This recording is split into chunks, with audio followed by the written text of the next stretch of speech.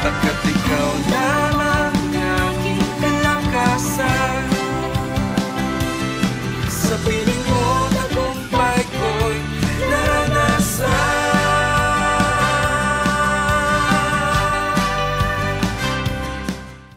Hello mga ka-AAP at muli po ay bumabati po kami sa inyo sa bawat isa ng isa pong pinagpalang araw, umaga, tanghali o gabi o anumang oras na pwede po kayong datnan ng ating programang ito para tayo po ay tumanggap muli sa ating Panginoon. So, bago tayo magpatuloy, hayaan po muna natin na tayo po ay dumulog sa Panginoon. Yes, Father God, apart from you, we can do nothing, Panginoon. Kaya naman po, Ama, sa'yo po kami lubos na nananangan, Panginoon, para magkaroon kami ng lubos na kaunawaan sa simpleng paraan, Panginoon, ng paghahayag ng iyong salita. Salamat po, Banal na Espiritu. Pagharian mo ang buhay ng bawat sa amin, Panginoon. Sa part ko at sa part ng bawat isang makikinig at tatanggap nito, Panginoon. Salamat po, Diyos, sa pangalan ni Jesus. Amen and amen. So, ayan po mga ka-AAP, kapamilya, kapuso, kapatid kay Kristo, ano man po ang kalalagayan natin sa harapan ng Panginoon.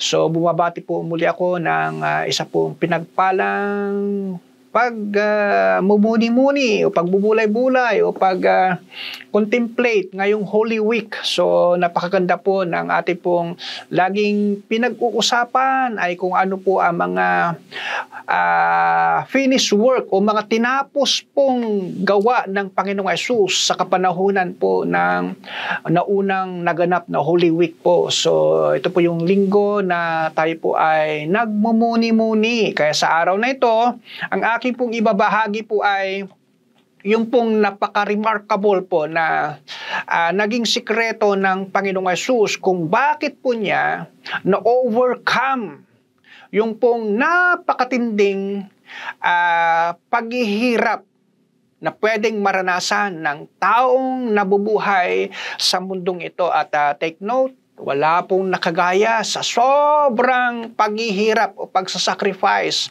kalungkutan, hinagpis sa naranasan po ng Panginoong Hesus. Pero tingnan po natin kung saan po siya humugot ng lakas.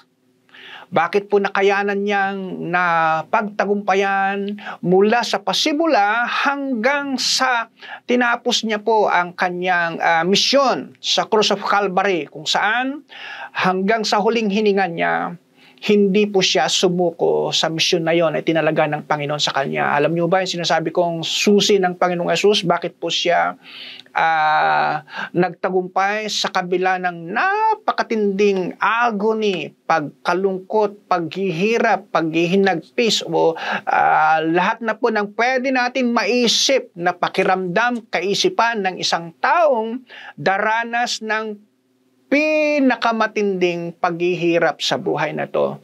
So alam niyo ba ang sekreto ng Panginoong Hesus? Naalala niyo po ba? Yung pong nangyari po nung gabi ng Holy Thursday, ang tawag nila doon, yung paghahanda po ng kanilang huling hapunan.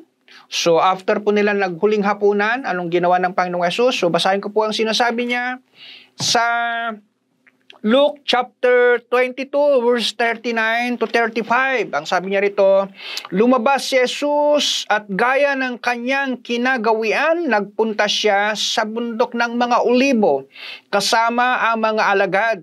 Pagdating doon, sinabi niya sa kanila, manalangin kayo upang hindi kayo madaig ng tukso.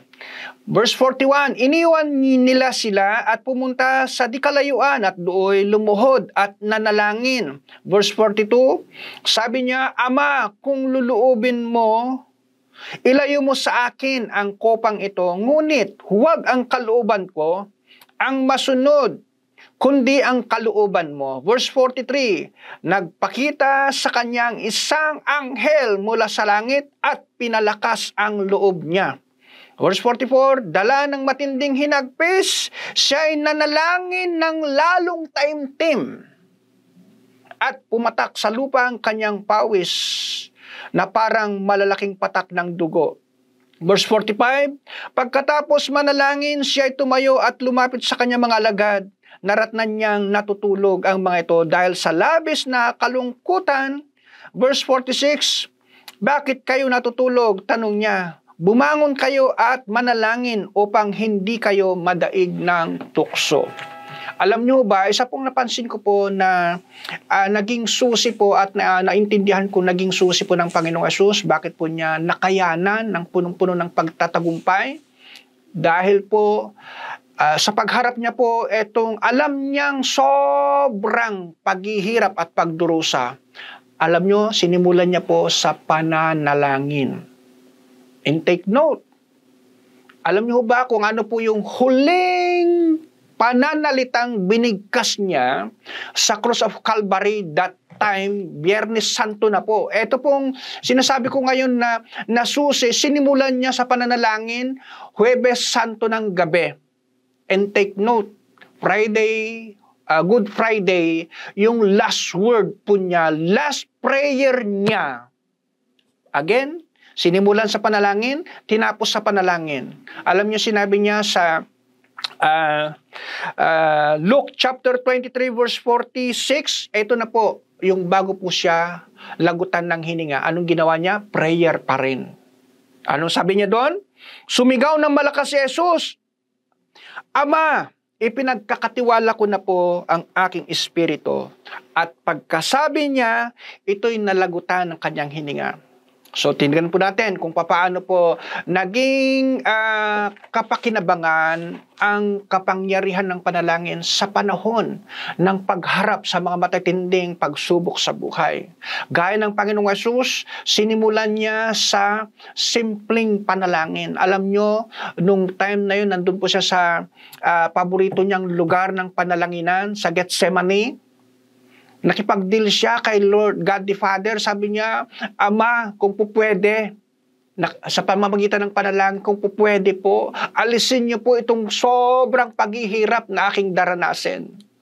Alam niyo, salamat sa Diyos na ang Panginoong Hesus nakikinig sa ating Ama. Kasi that time, nasa prayer time pa lang siya, nasa pagpapasimula pa lang ng kanyang pagharap sa mga literal na pasakit na maaari niyang danasin, naramdaman na ng Panginoon Hesus kaya nakipag-deal siya, Lord, Ama, kung po pwede, alisin niyo po. Pero alam niyo, etong maganda sa Panginoon, hindi siya nagre-rely sa kagustuhan niya lang. Kundi, ang sabi niya, Lord, not my will, but your will be done. Ayun po ang isang napakagandang attitude o isang napaka-safe na uri ng pananalangin. Lahat po tayo ay may kalayaan magsabi sa Panginoon kung ano nararamdaman natin, ano ang naiisip natin, ano yung maaari natin nararanasan sa buhay na to. Pero ang isang napakaganda at pinaka-safe, pinaka-masarap na resulta and result ng prayer natin, yung masambit po natin, not my will, but your will be done. So ano nangyari?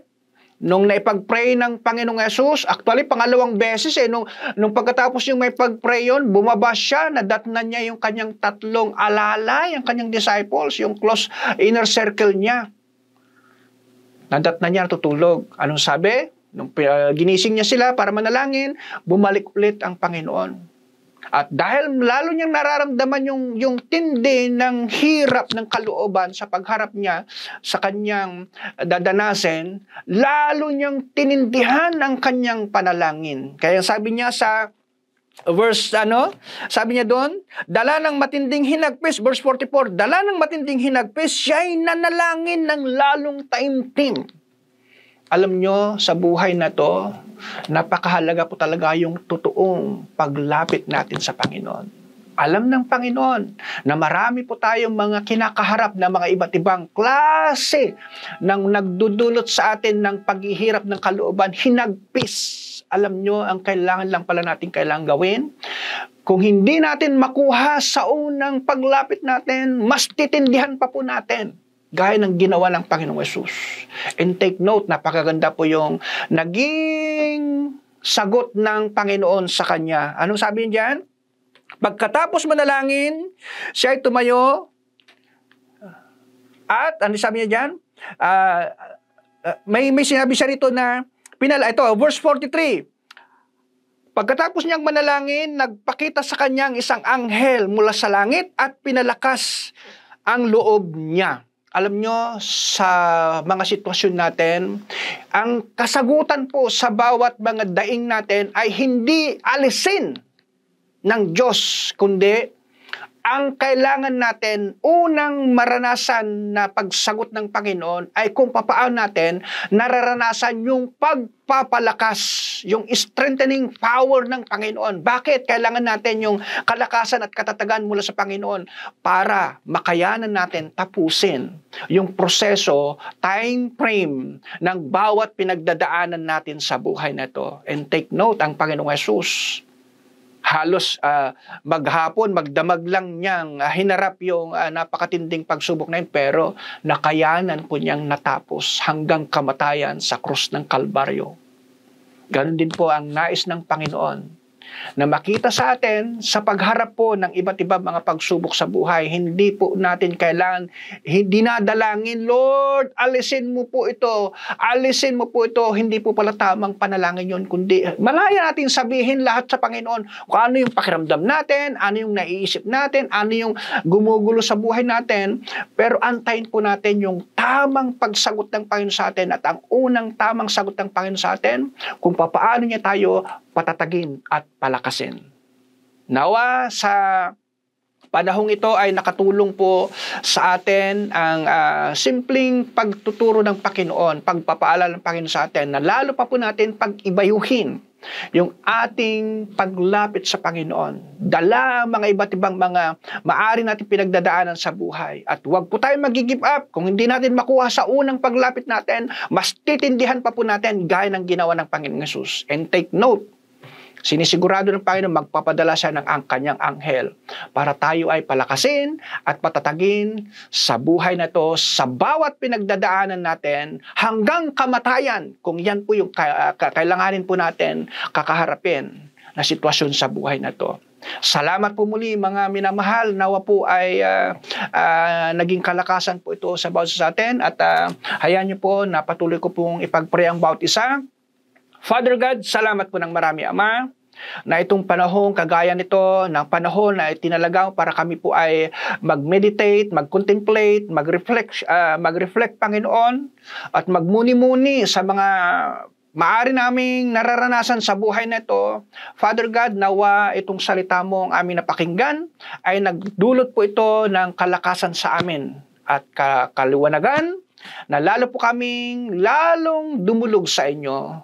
At hindi po kami kailangan lumayo, Panginoon. Salamat po, Ama, na nangako ka ng kalakasan at katatagan sa bawat pinagdadaanan namin sa buhay na ito. Thank you, Lord. Pagpalain niyo po, Ama, ang buhay ng bawat isang mayroon pong mga iba't ibang maaaring pinagdadaanan sa buhay na ito. Father God, hayaan mo na maranasan ng bawat isang yung kalakasan at katatagan hanggang sa matapos po ang proseso ng pinagdadaanan ng bawat isa na punong-puno ng pagtatagumpay, punong-puno ng pananampalataya para sa iyong kapurihan, Panginoon. Salamat po ng marami, O Diyos. Purihin ka, sambahin ka. Sa pangalan ni Jesus, Amen and Amen. So alam po mga ka-AAP, salamat po ng marami, at hanggang sa susunod po na mga episode po natin. God bless and bye-bye.